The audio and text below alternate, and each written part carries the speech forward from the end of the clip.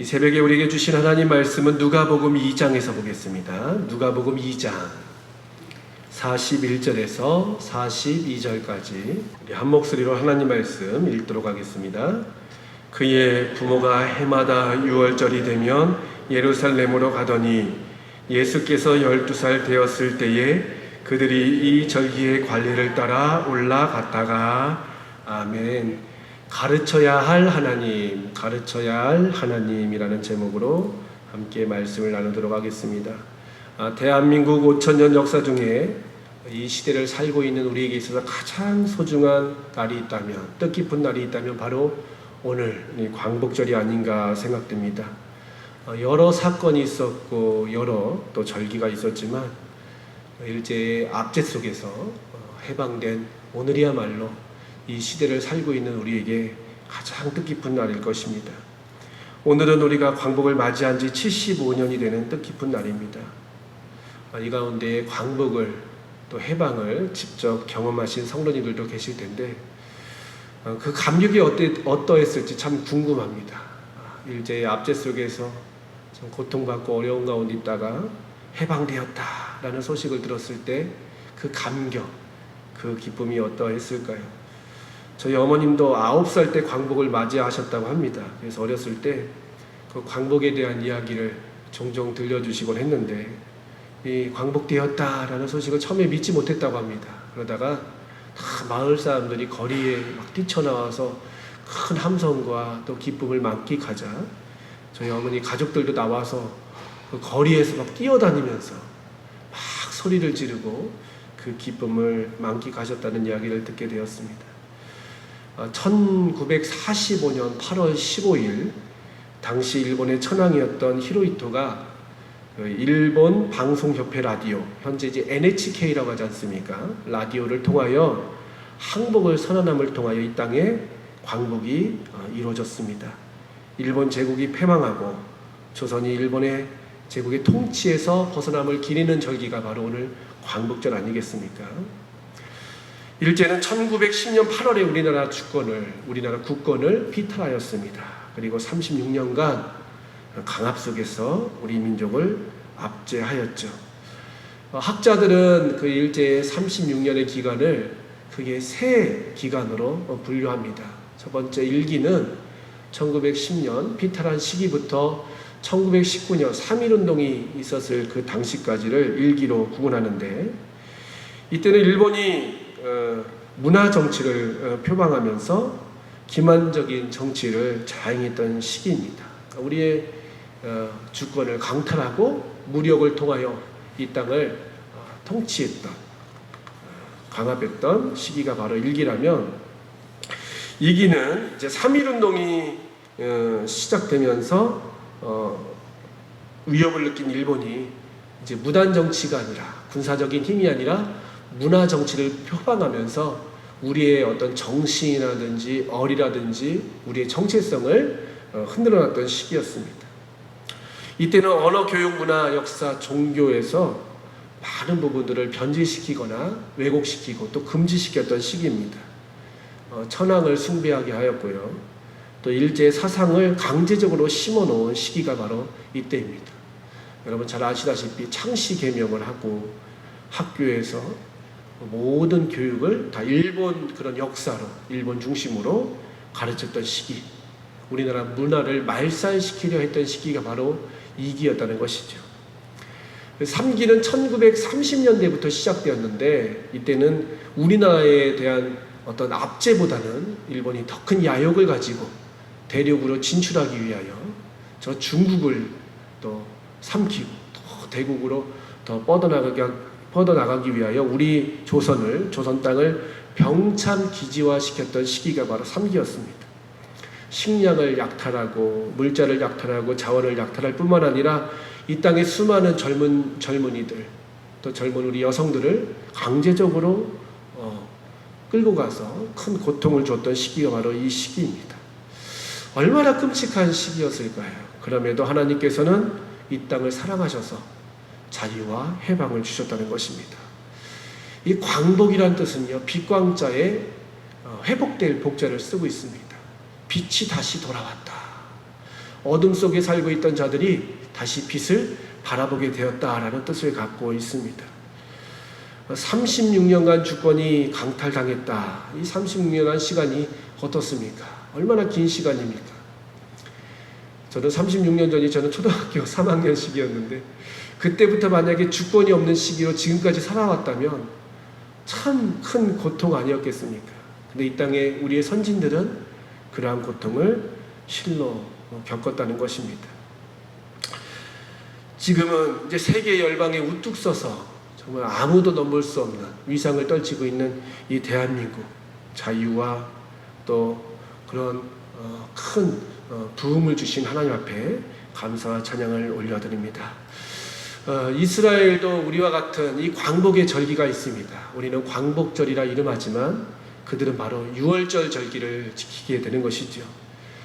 그들은 우리보다 훨씬 더 큰 그런 압제를 당했던 경험이 있습니다. 우리는 36년간 주권을 강탈당했다면 그들은 430년, 한 세대가 아닌 10세대 이상, 15세대 이상 그 긴 시간을 그들은 압제의 경험을 하게 되었다는 것입니다. 그리고 그들은 본국이 아닌, 자기들이 살던 땅이 아닌 애굽이라는 곳에 가서 그곳에서 이제 그런 강제 노역 생활을 하게 되었다는 것입니다. 우리도 당한 학대가 끔찍하지만요, 이스라엘이 당한 학대는 더욱더 끔찍했습니다.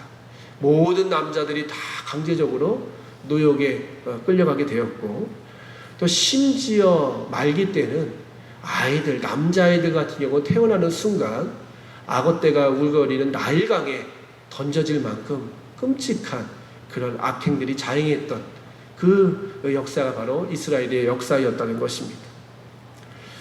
근데도 하나님께서는 이스라엘 백성들을 사랑하셔서 우리와 같이 놀라운 회복의 역사를 경험케 하셨다는 것입니다. 우리는 이제 광복을 맞이한 지 75년이 되었지만 이스라엘 백성들은 약 3,500년의 시간이 흘렀습니다. 75년의 그런 시간보다 훨씬 더 긴 시간이 흘렀음에도 불구하고 이스라엘 백성들이 느끼는 그 광복의 기쁨, 해방의 기쁨은 우리보다 훨씬 더 큰 것 같습니다. 그들은 지금도 그 유월절만 되면요, 모든 민족들이 함께 모여서 그 자유를 주신 하나님, 해방을 주신 하나님, 애굽의 압제로부터 그들을 구원하신 하나님을 찬양하고 노래하고 기뻐하고 있다는 것입니다. 사실 우리가 광복을 기뻐한다고 하지만요, 우리 아이들이 광복이 무엇인가 우리는 제대로 교육시키지 못하고 있다는 것입니다. 하나님께서 주신 은혜다라는 것을 우리는 깨닫고 있지만 마땅히 가르쳐야 될 의무, 사명을 우리는 망각할 때가 많다는 것입니다. 아이들이 광복이 언제냐? 날짜마저도 혼동되고요. 광복의 뜻이 무엇이냐? 아는 아이들이 많지 않다는 것입니다. 광복절을 어떻게 기억하느냐? 빨간 날, 노는 날로 기억하는 아이들이 많이 있다는 것입니다.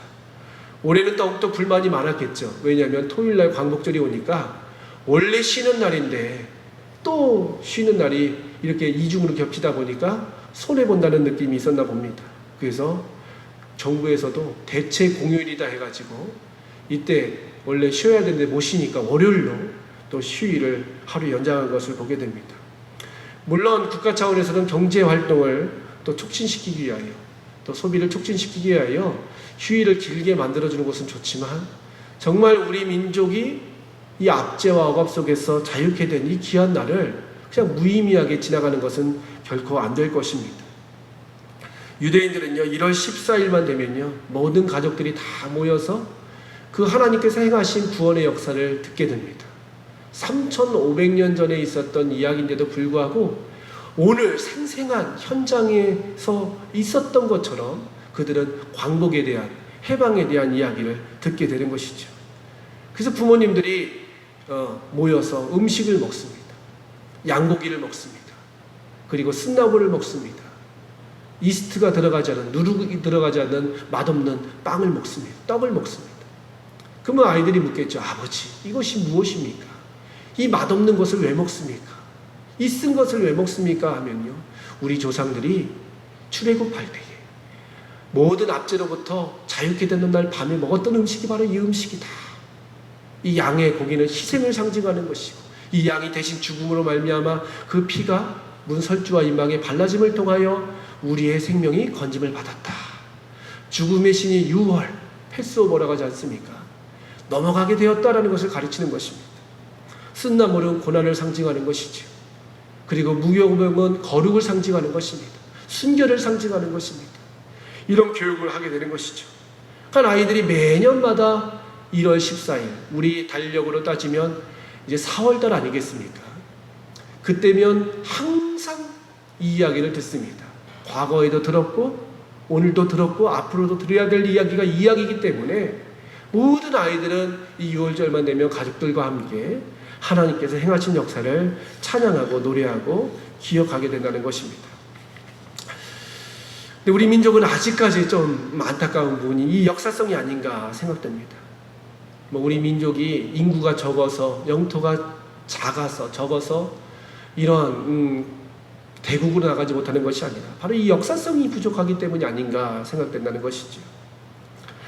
이스라엘 민족은 지금도 이러한 역사성, 어떤 절기에 대한 그런 역사에 대한 자긍심과 큰 교육이 있기 때문에 비록 우리보다도 영토가 작지만 인구도 고작 세계적으로 봐도요 1,500만 밖에 되지 않는다고 합니다.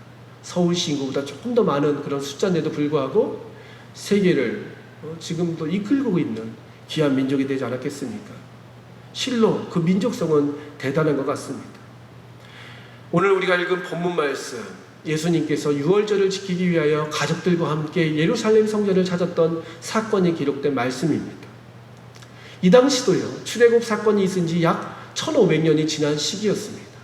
여러분 1500년 전이라 하면요 언제 시대입니까? 우리 역사적으로 보면 까마득한 시기 아닙니까? 삼국시대 아닙니까? 그때 그 절기를 계속 지키고 있었다는 것이죠. 예수님 당시에도 이 절기를 모든 이스라엘 민족은 민족적으로 지켰다는 것입니다. 예수님의 가족들도요 6월절만 되면 나사렛을 떠나서 이제 예루살렘으로 오게 되었다는 것입니다. 여러분 오늘날처럼 교통이 발달되어 있겠습니까? 아니면 통신이 발달되어 있겠습니까? 그 갈릴리 지역에서 이 예루살렘으로 오는 길은요 쉽지 않았다는 것입니다.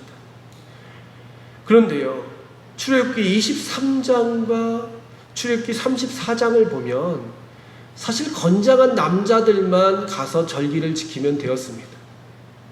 아이들이나 여인들은요 집에 남아있고 주님께서는 성인 남자들을 향하여 1년에 3번 유월절과 또 오순절과 또 초막절을 지키라라고 말씀하셨는데 예수님의 가족들은 어찌 된 것인지 그 요셉만 간 것이 아니라 물론 요셉 일찍 죽었다는 그런 학설도 있긴 하지만요 가족들이 다 가서 유월절을 지키고 내려왔다는 것입니다.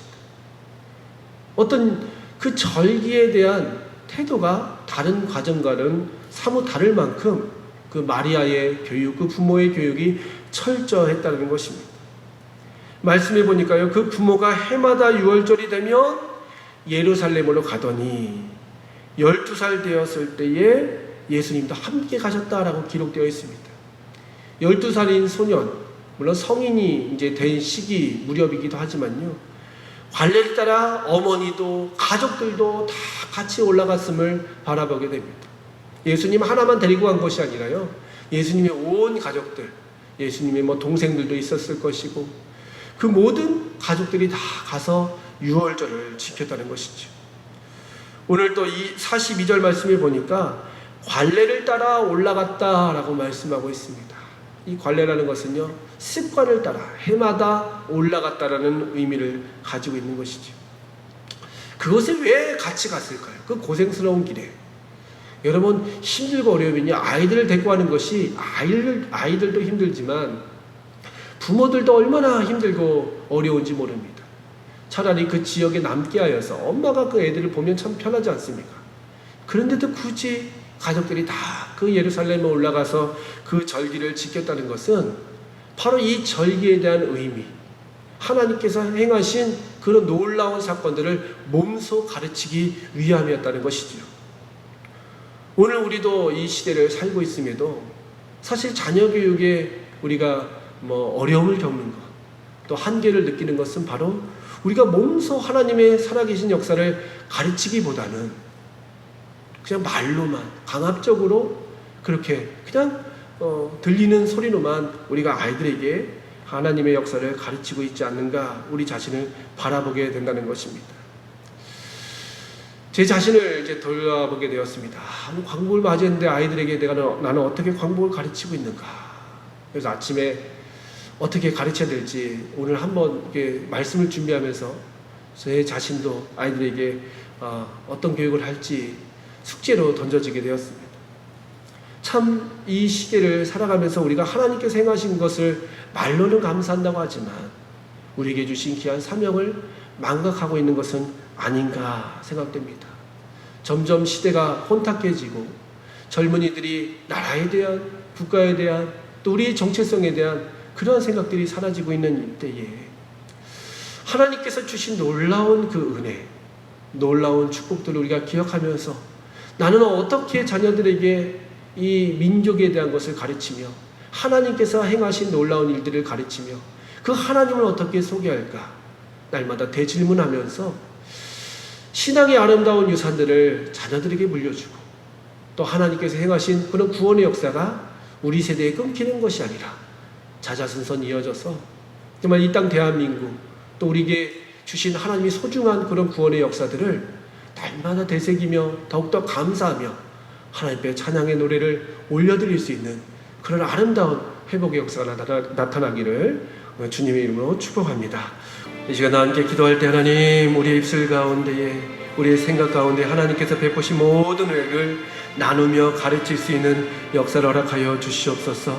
하나님을 잊어버리고 있는 세대 가운데 우리 자녀들 가운데 어떻게 하나님께서 행하신 일을 가르쳐야 될지 어떻게 구원의 역사를 이어가야 될지 우리에게 큰 하나님 두려움과 걱정과 근심이 있사오니 하나님께서 함께 하심을 통하여 이 구원의 역사를 우리 자자손손 가르칠 수 있는 귀한 사명을 잘 감당할 수 있도록 함께 달라 같이 기도해 주시고 우리가 오늘 광복을 맞이했습니다. 이 땅 대한민국 이제 광복을 맞이한 지 75년인데 여러 가지로 지금 참 갈등이 심한 나라입니다. 위기가 있는 나라입니다.